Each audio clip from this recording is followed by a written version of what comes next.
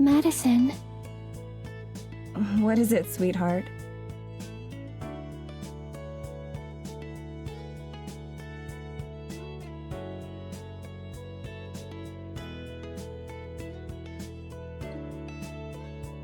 I know that I've said this before, and will probably say it many times in the future, but today and yesterday have been some of the happiest days of my life. Mine too. And it's okay. I'll never get tired of hearing you say that.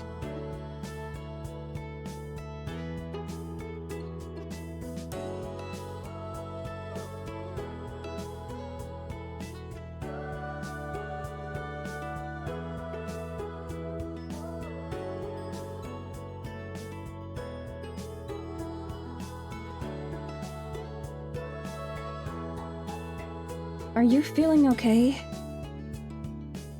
Of course. Why wouldn't I be? I don't know. You just looked a bit sad. Maybe it was my imagination.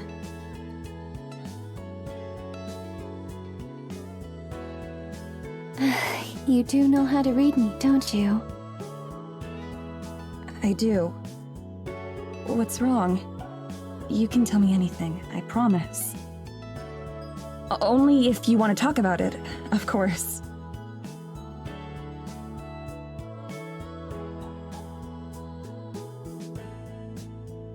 This day is so lovely. I don't want to say anything that could spoil it. You don't have to worry about that, Abigail. I love you, and that means I want to be here for you no matter what. We're going to have plenty of wonderful evenings, I promise. And being open with each other is the best way to make sure they stay wonderful.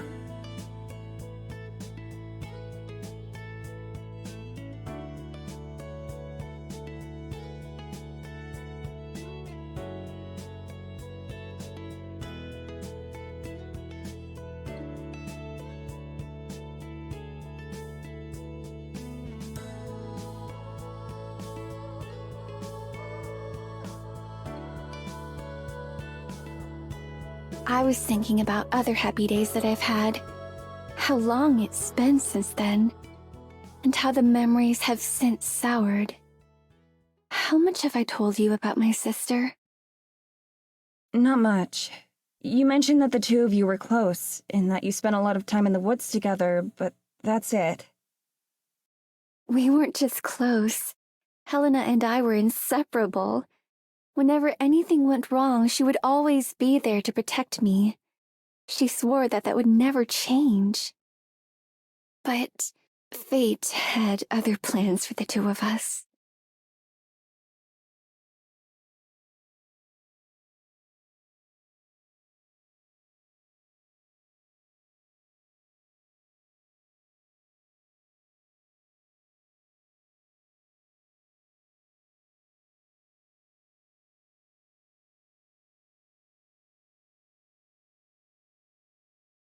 For as long as it's existed, Eisenfeld has had a curse, you could call it. A terrible monster who would destroy the village if given the chance. To appease its terrible rage, we would offer a sacrifice to it. Every generation, a new offering would be chosen. But it didn't just want flesh. The head priest would take the sacrifice into the forest to be offered to the horrible spirit. The sacrifice's soul and the head priest's body would both be consumed. Then, the new head priest would emerge, having taken the form of the poor sacrificed victim. It was a painful reminder of those we had lost.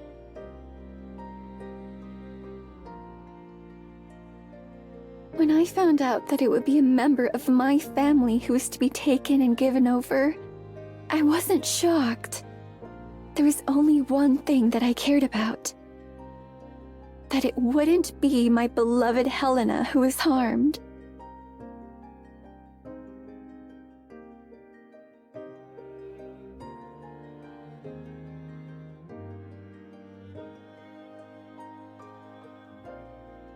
I couldn't forget the joyous days of our childhood, I couldn't let such a kind soul suffer such a horrible fate. So, when the time came, I offered myself. I volunteered to die so that Helena could live. And in that very moment, when our fates were sealed, I looked at them, at Helena. And do you know what I saw?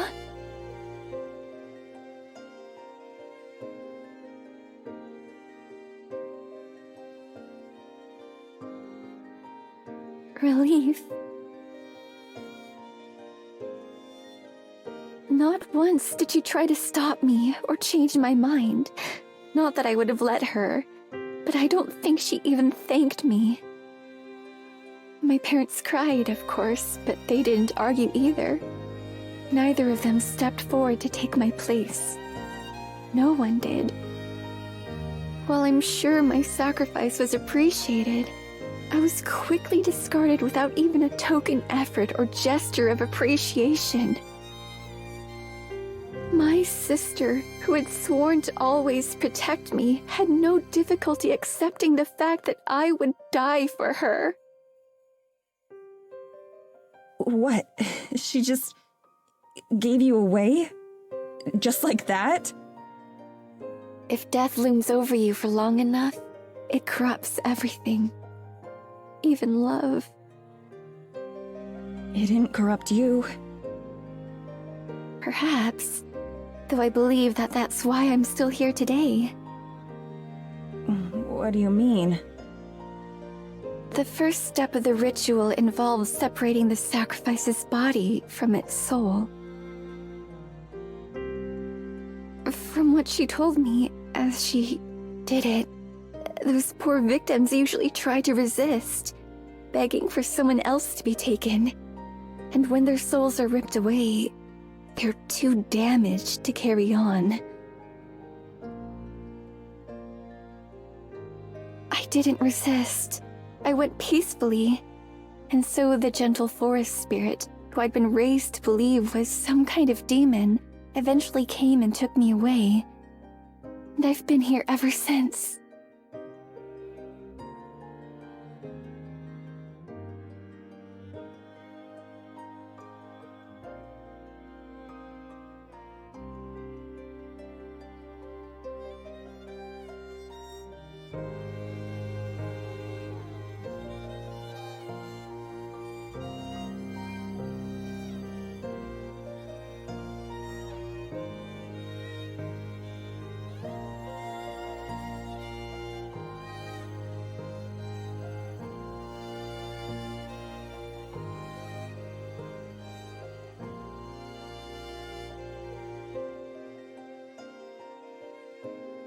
Thank you for listening. I've told the one person who matters, and now I think I can heal. I know, sweetheart. I love you. More than anything. I love you too, more than anything.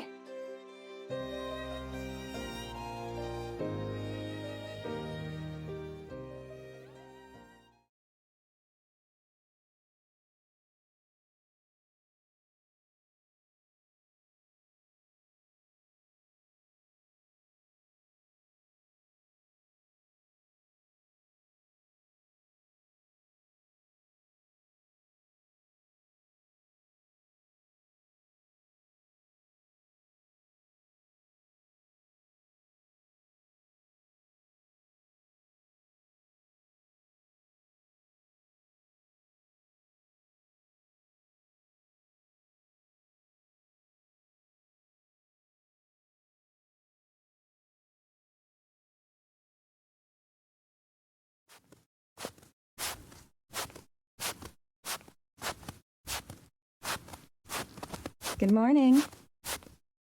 Good morning, my love.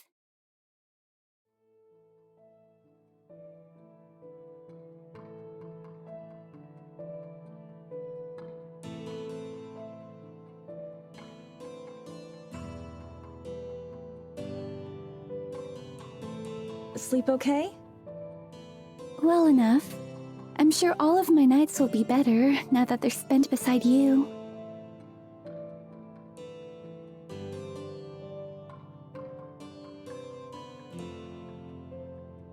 How about you? Pretty good.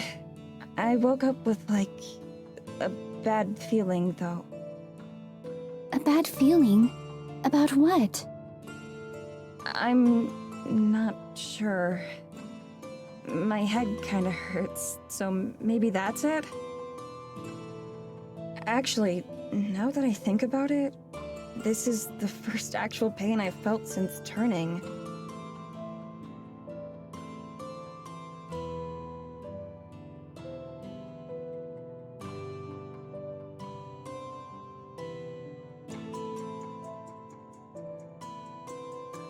Aw, poor dear.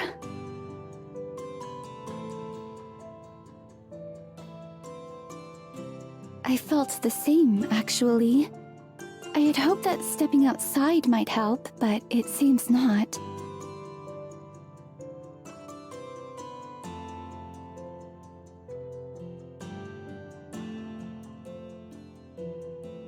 How long have you been out here? A while. Perhaps an hour or so. I was afraid I'd wake you. Nah, I slept right through. It's not just a coincidence that we both feel sick, is it?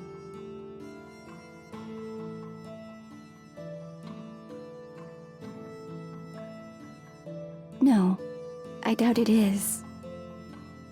It must be something to do with the forest.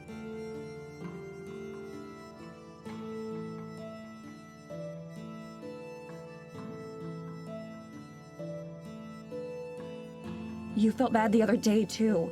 When we first met the fairies? Was it the same thing then? Most likely. Changes in the air. Something's happening. And it isn't good.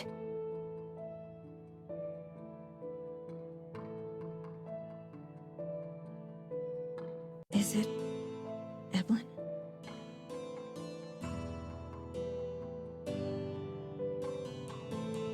I think so. I don't know what she's done or why. But this can't all be coincidence.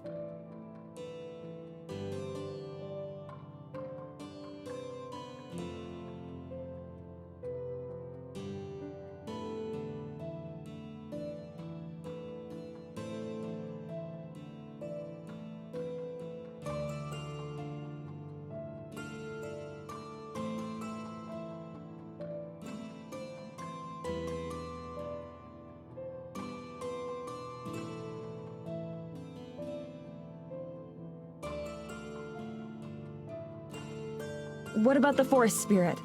You said it's a guardian of the woods, right? Why doesn't it stop her? I'm sure it's doing what it can, but it's just as intimately connected to the forest as the fairies are. Far more than you or I. So as the forest itself weakens, so does it.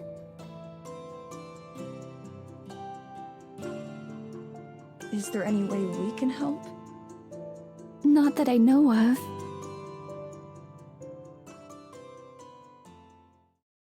Maybe we can think of something together. There has to be something we can do. Yes, perhaps.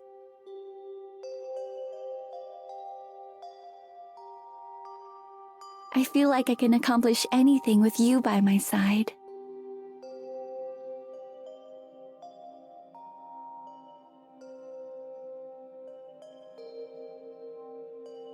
We've already beaten death. There's no way Evelyn can stop us. At least not a second time.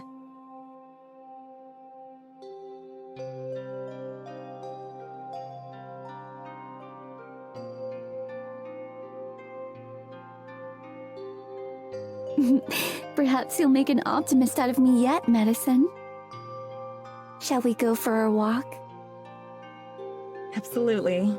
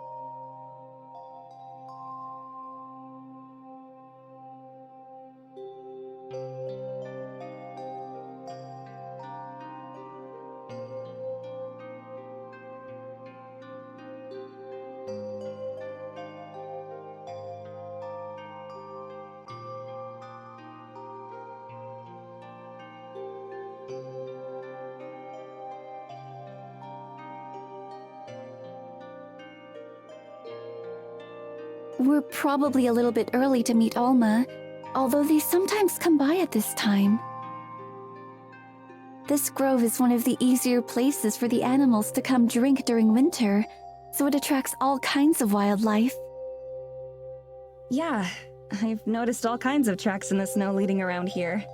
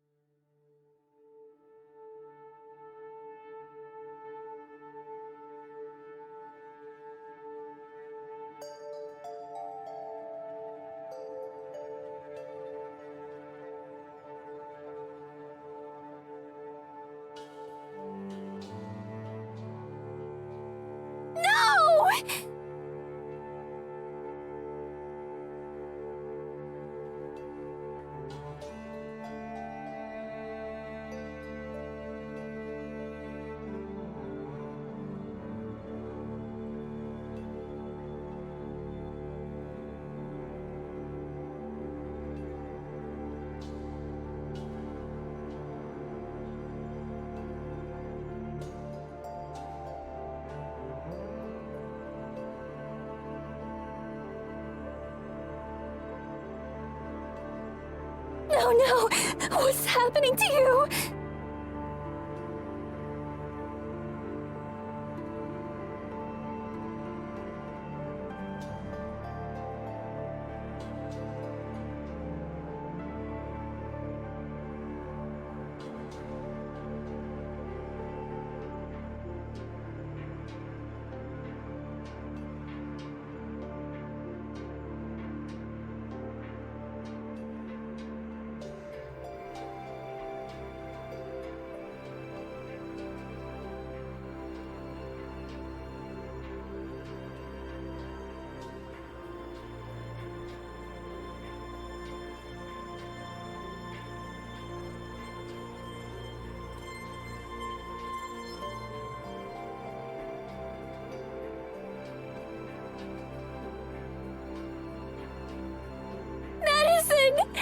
What do I do?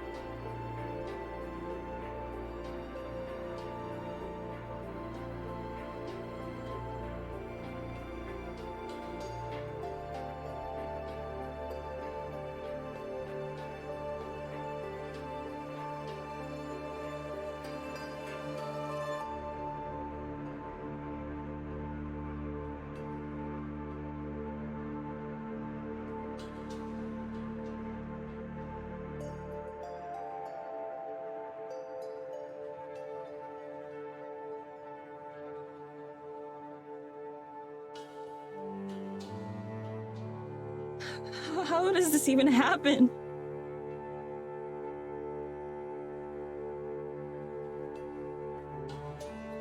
Magic! These are not normal injuries. It's the forest. The forest is sicker than I thought. And all of its children are hurting for it too.